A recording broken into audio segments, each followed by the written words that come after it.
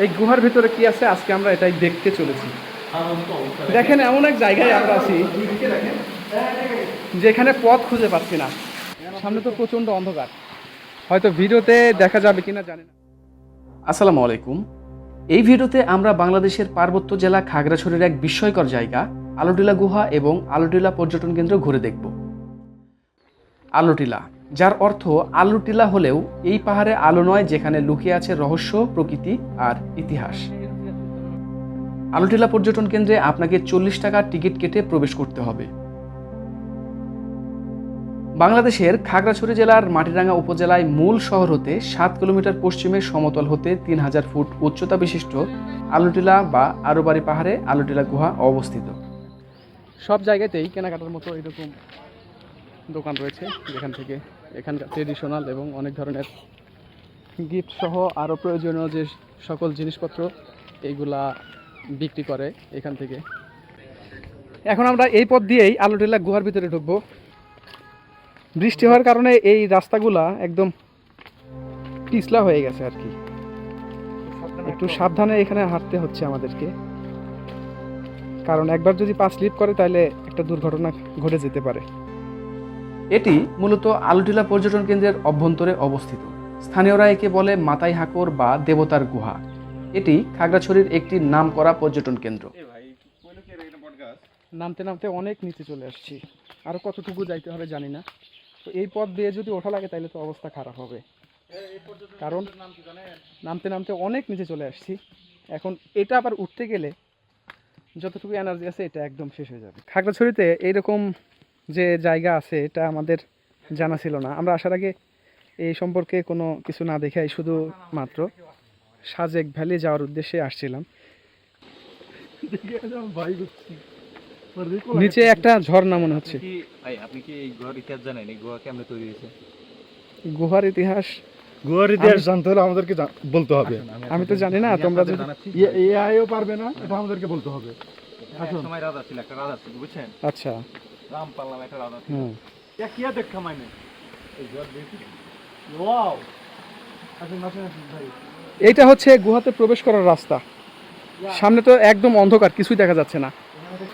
এখানে আপনাকে দেখতে হবে অনেক আকর্ষণীয় জিনিস, যেটা কোনদিন দেখতে পারেন না। আপনি লাইনে থাকেন। আমরা একদম গুহার প্রবেশদ্বারে, সামনে তো প্রচন্ড অন্ধকার, হয়তো ভিডিওতে দেখা যাবে কিনা জানি না। আর রাস্তাটাও অনেক পিচ্ছিল, এই দিক দিয়ে বয়ে গেছে।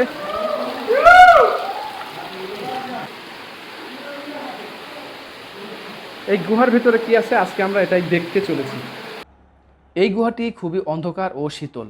কোনো প্রকার সূর্যের আলো প্রবেশ করে না বলে টর্চের আলো বা মশাল নিয়ে ভেতরে প্রবেশ করতে হয়। সুড়ঙ্গের তলদেশ পিচ্ছিল এবং পাথরে ও এর তলদেশে একটি ঝর্ণা প্রবাহমান। গুহাটি দেখতে অনেকটা ভূগর্ভস্থ টানেলের মতো, যার দৈর্ঘ্য প্রায় 350 ফুট। কিছু দেখার অপশন নাই।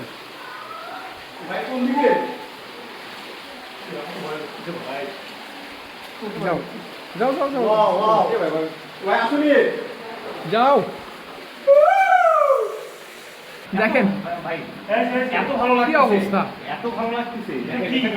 মানে আমরা এখানে আমাদের যে কোনো সময় যে কোনো পরিস্থিতির মোকাবেলা করতে হবে। তোমার দিকে ধরো আর একটু এইদিকে আশেপাশে একটু দেখাও, লাইটটা একটু এদিকে ধরো, নিচে ধরো একটু। এতটাই ভয়াবহ। আপনারা অনেকেই সাদিকে আসছেন ঘুরতে, কিন্তু সাদিকের আশেপাশে এত সুন্দর একটা জায়গা আপনি না আসলে অমাইক ভাই এতটাই মিস করবেন, এতটা ভালো লাগতেছে। সারাদিন না এটাও থাকলে মনে করেন যে আরে লাইটের দিকে না তো ওই দিকে ধরো লাগবে, তার থেকে বেশি ভালো লাগতেছে। এখন আসেন। গুহাটির এপাশ দিয়ে ঢুকে ওপাশ দিয়ে বের হতে আনুমানিক 10 থেকে 15 মিনিট সময় লাগে। গুহাটির উচ্চতা মাঝে মাঝে খুবই কম হওয়ায় নতজানু হয়ে হেঁটে যেতে হয়। এত সুন্দর একটা এক্সপেরিয়েন্স আমার লাইফে আমি নিতে পারবো, কখনো এটা ভাবিনি, কল্পনা করি। দেখেন এটা দিকে একটু দেখেন, এত সুন্দর একটা জায়গা। জানেন আমরা কোথায় আছি ভাই? Out of network. সন্ধ্যা হয়ে আসতেছে, সময় খুব একটা বেশি নেই, আমাদের এর ভিতর থেকে বেরোতে হবে। কত কিলোমিটার আমাদের তাও জানা নেই। দেখে দেখ কত দূর পর্যন্ত আমরা যেতে পারি। আপনারা যারা সাজেকে আছেন অবশ্যই এখানে ভিজিট করবেন, এটা আসবেন ইনশাআল্লাহ। তাও মানে লাইফের সব থেকে বেস্ট একটা এক্সপিরিয়েন্স আপনার লাইফ হবে ইনশাআল্লাহ, আশা করি। একটা ভালো দিক হচ্ছে কি, আসলে পাথরগুলাতে পানি এরকম চলাচল কারণে পাথরগুলা কিন্তু একদম পিচ্ছিল হয় নাই, ভালো, এর কারণে একটু হাঁটা সুবিধা হচ্ছে। দেখেন আমরা পথ হারাই ফেলছি। আচ্ছা ঝর্ণাটা কোত্থেকে, এই পানিগুলো আসে কোত্থেকে, এখানে কি যাও এদিকে দেখেন এমন এক জায়গায় আমরা আছি যেখানে পথ খুঁজে পাচ্ছি না। যাই হোক একটু হলেও ভয় করতেছিল, এখন একটু প্রাণ ফিরে পেলাম বলতে গেলে। অবশেষে আমরা ভয় ছিলাম। গুহা থেকে বের হতে পারছি মনে হয়। সামনে একটা আলহামদুলিল্লাহ আমরা গোয়া থেকে বের হইতে পারছি। রাস্তা দেখতে পাচ্ছি, এটাই সম্ভবত বের হওয়ার রাস্তা। ফাইনালি আমরা গুহা থেকে বের হতে পারলাম। এতক্ষণ একটা অন্যরকম জগতে ছিলাম রে ভাই। খুব অসাধারণ একটা জায়গা রে ভাই।